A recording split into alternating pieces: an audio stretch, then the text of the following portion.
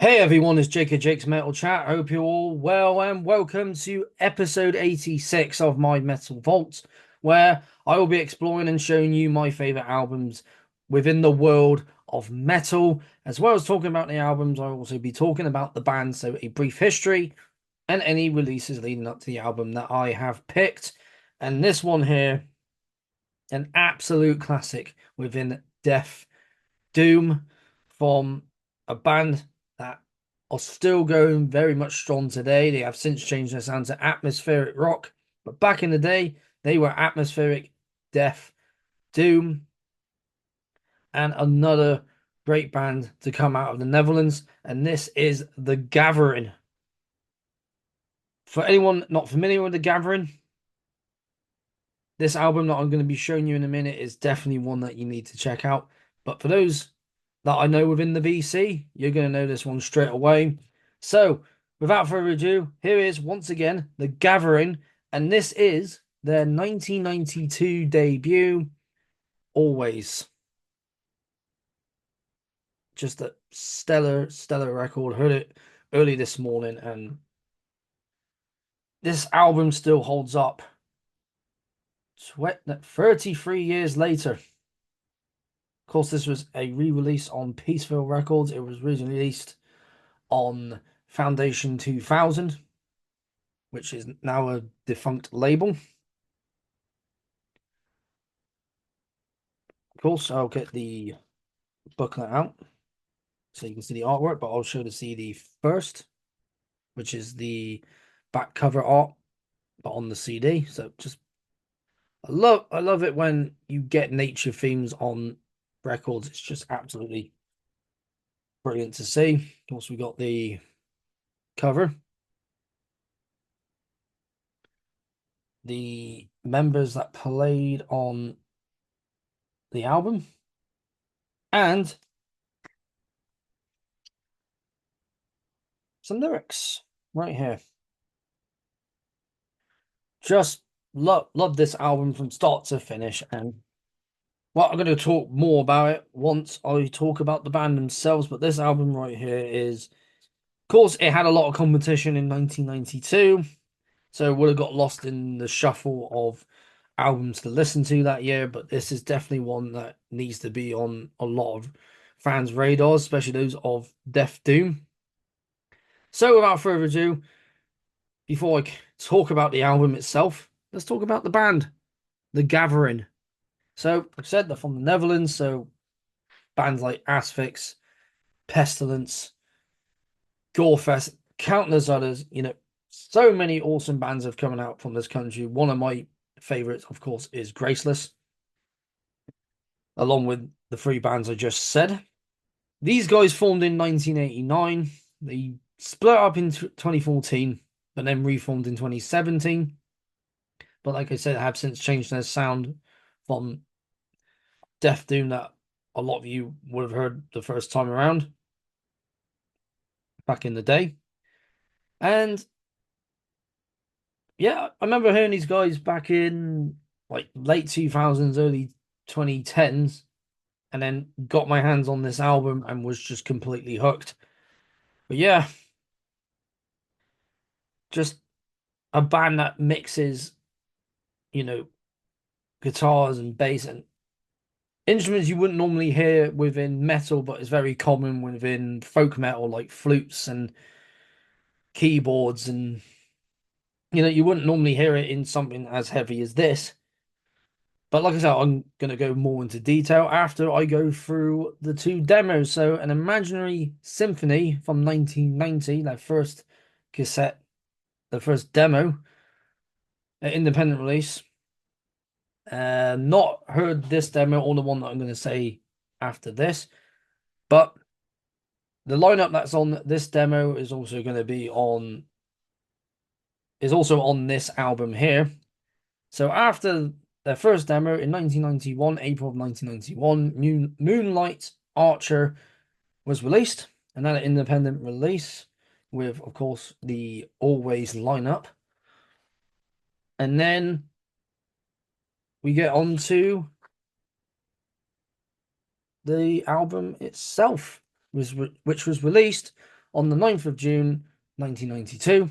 Like I said, on Foundation 2000, which of course I've mentioned again, are no longer going, but released this album along with Mind Loss by Gorefest.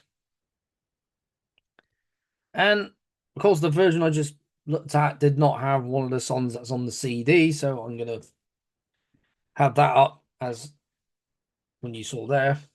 If you got the vinyl version, one of the songs is not on it. So let's talk about the members.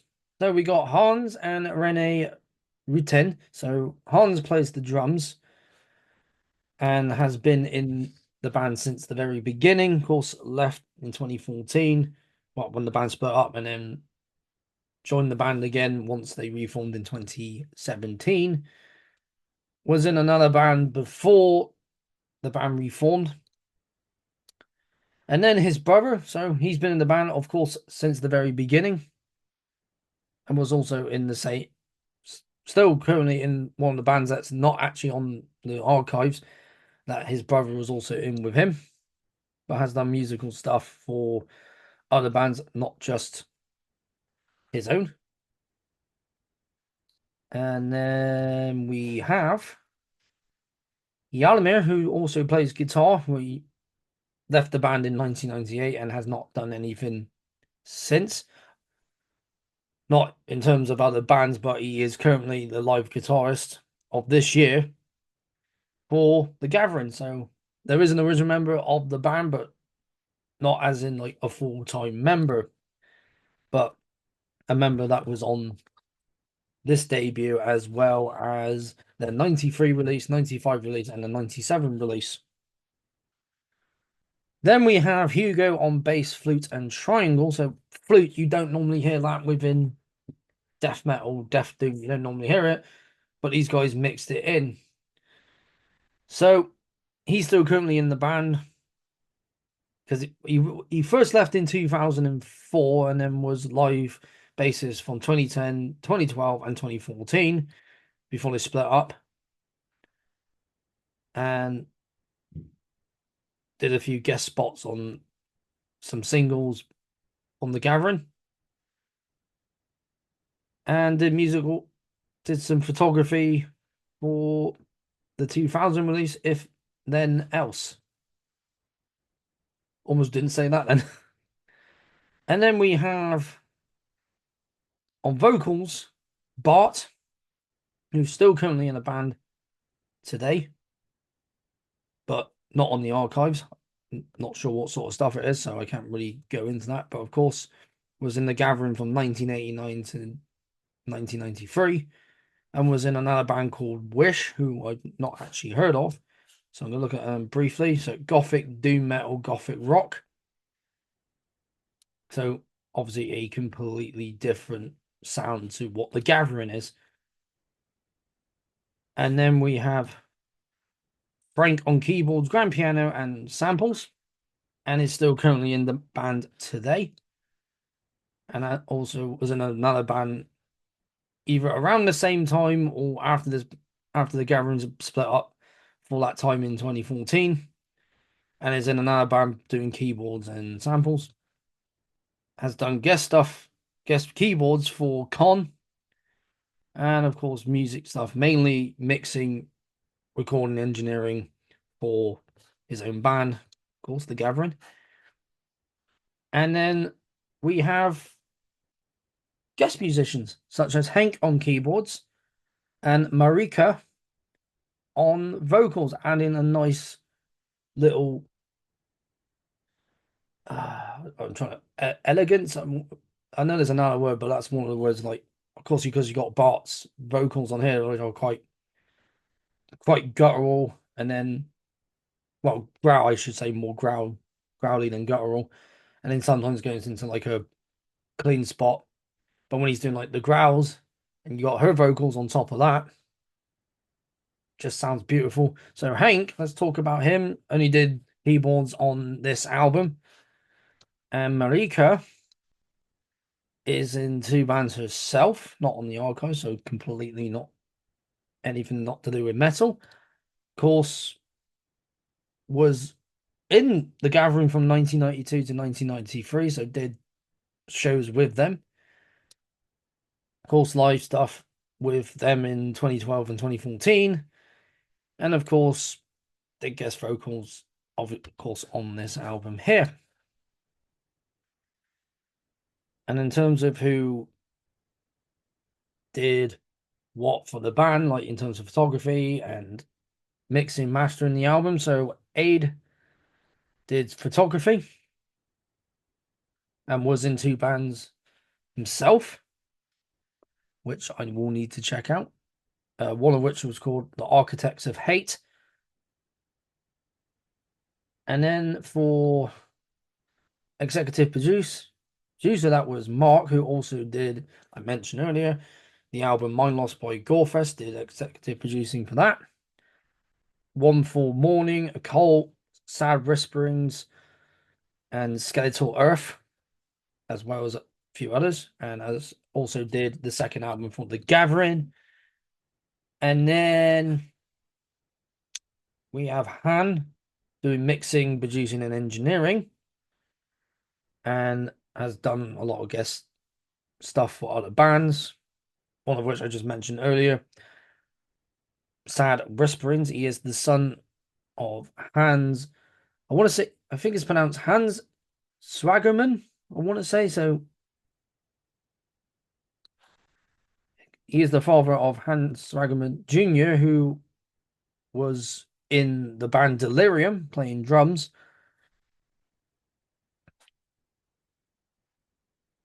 So yeah, little connection there.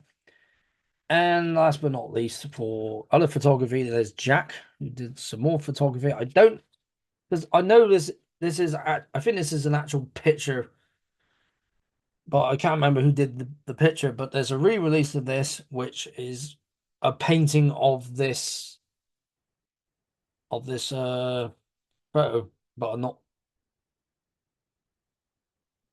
entirely sure whereabouts his location is, but it fits the entire atmosphere of the album itself. So that's who did producing, photography, and who performed on the album. So anyway, let's talk about the album itself. There are 8 tracks, because on the vinyl version, one of the tracks is not here, but let's go through the songs first, because every song on here has had that balance of, heaviness, atmosphere, and everything just blends well together with the guitars, the bass, the drums, the vocals bouncing off each other, and just reading. And I mentioned, like, one of the bands earlier was Gothic Rock, which Bart was in, and it's kind of got that feel to it, very synthy with the keyboards, and that's testament throughout in the entire albums. Very prominent. That's the word I was looking for. So the first track is The Mirror Waters. Just starts off the whole thing with, you got keyboards throughout this entire album, and it just blends so damn well together, so beautifully. Bart's vocals just on top of everything, and then you got Hans drumming, Yalma and Renee's guitars, Hugo's bass, Frank's keyboards, along with Hank's keyboards and Marika's vocals. Just throughout this stellar of a record. And in the song that's not on the vinyl version, but on the CD version, Sub Zero, has to be one of my favorite tracks, because it's just, again, with the keyboards on that album and another album on this album and another song on this album, it gives it that. So what I've put down here with my notes is a sci-fi feel in a way. And some of the keyboards have that, like, 80s sci-fi feel in a way, like quite, like sci-fi, gothic, like style. Like, you put those two together, like a sci-fi gothic album or something. I don't really know how to explain it, but again, it had that film when I was listening to it. I was like, yeah, very sci-fi-esque, very gothic horror. I would say more like gothic horror in a sense. And definitely within Sickness and Health, the song right after Sub-Zero. Because with Sub-Zero, it's kind of groovy, but not overly groovy. In Sickness and in Health, it's just you got like again with the guitars, the bass, the drums, vocals, keyboards, everything just it's just everything just blends so well, and certain songs that has Marika's vocals on it, like track number 6, her vocals on that just stand out so so well. They just once you hear it, like really like her that voice, that angelic voice she got, it just fits the entire style. And you got keyboards, you got flutes in there. You got usually when you hear a flute, tin whistle, any folk instrument is mainly in folk music or folk metal, but you're hearing it in Death Doom. And then track number 4, King for a Day, again, just bringing that level of atmosphere, that atmospheric death doom metal sound that these guys perfected so well for this album. And then you got Second Sunrise, which has to be another one of my favorite tracks, definitely.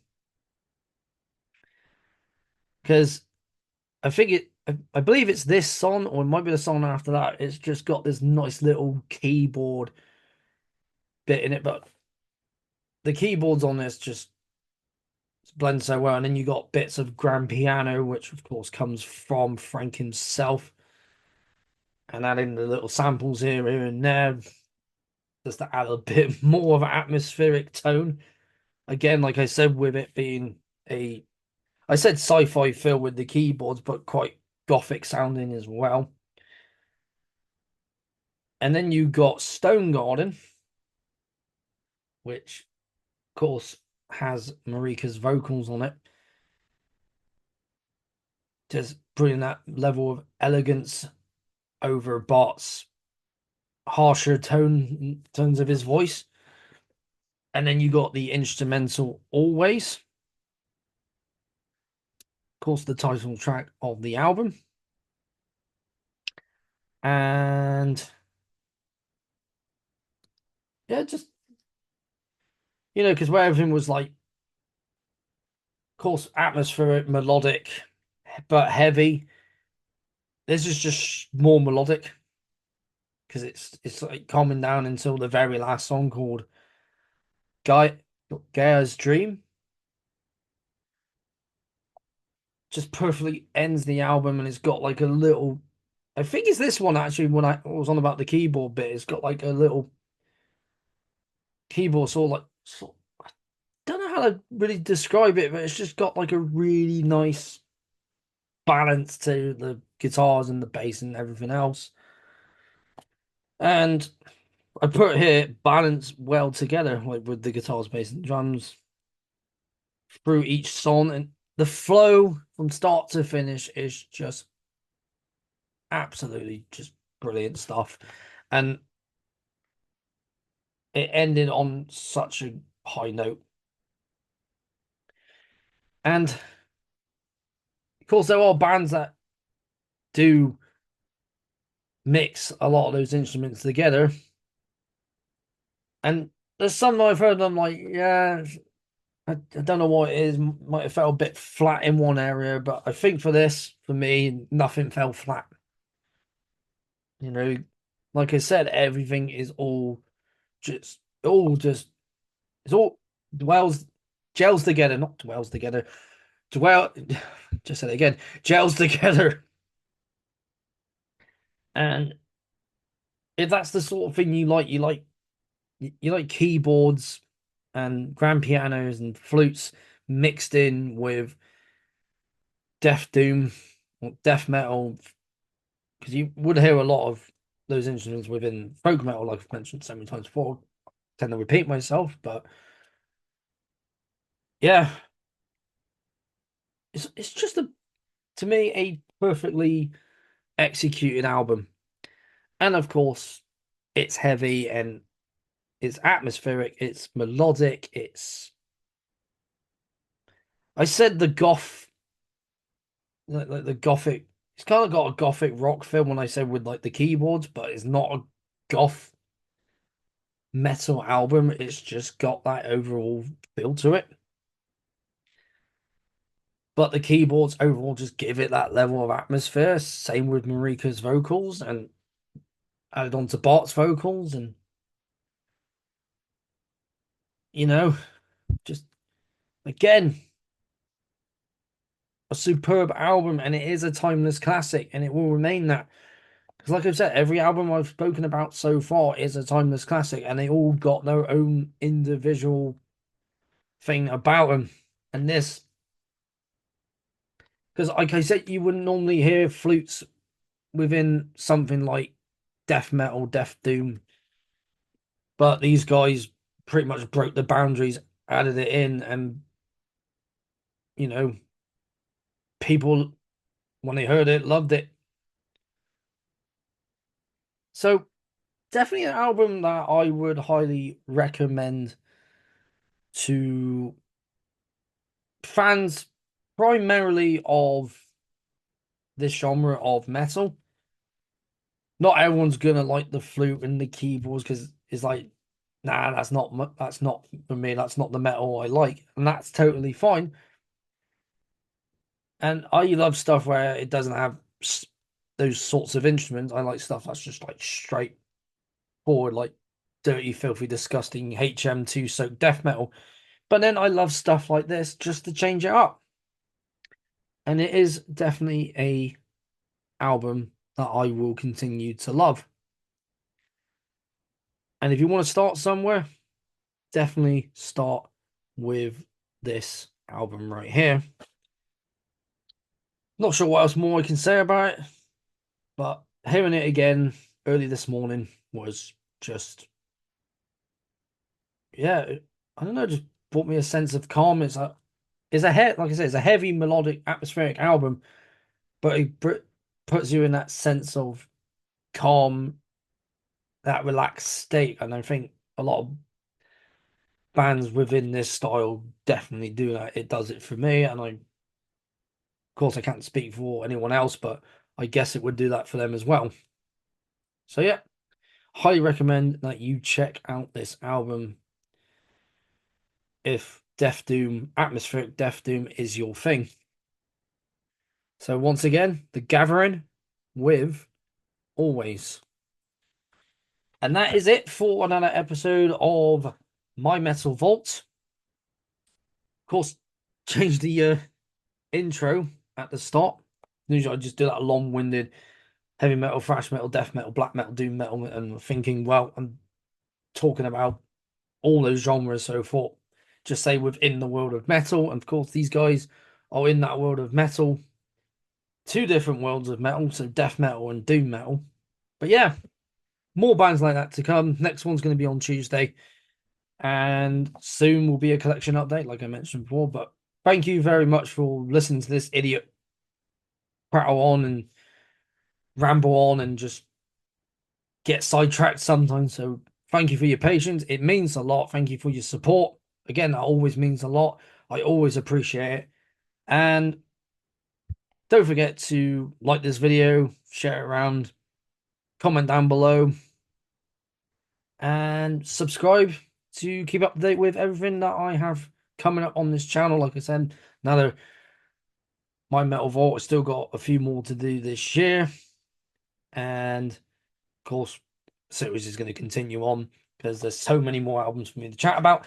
And of course, big collection update coming, and hopefully some more guests will be on here soon. So I've been Jake of Jake's Metal Chat. Keep that banner of metal well and truly high. Please do take care of yourselves. And I'll see you all in another episode of My Metal Vault.